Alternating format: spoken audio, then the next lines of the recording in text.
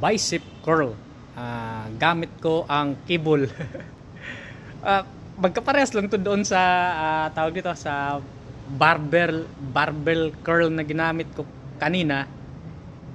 Kaso nga lang gusto kong madagdagan pa ng counting bigat kaya lumipat ako rito sa Smith machine, flying machine. Tapos kumuha ako ng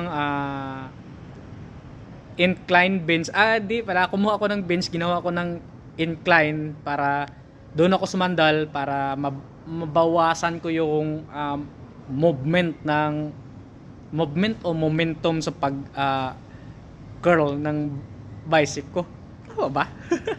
Para magulo ata yung explain ko. Basta yun na yun.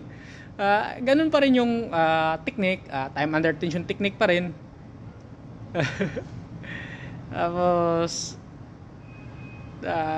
tawag dito, basta ini-enjoy ko lang kahit hirap na hirap. Yun yung madaling sabi. Kailangan ko na kasi talagang magsipag ng konti sa arms eh. Kasi yun kasi talaga yung pinaka-weakness ko, yung arms. Talagang dyan ako hirap na hirap. Ang ginagawa ko pala dyan, drop set din. Para mas madagdagan ko pa talaga yung kaunti yung pangangalay. Same pa rin yung execution, technique, time under tension technique.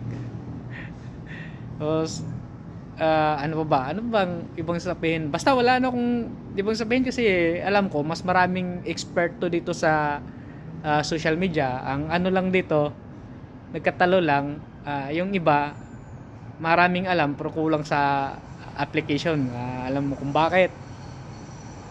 Kasi buhat lang sila ng buhat, marami silang alam pero hindi nila nai-apply sarili nila yung yung kaalaman nila. Ganun yun. Let's go! Whoa!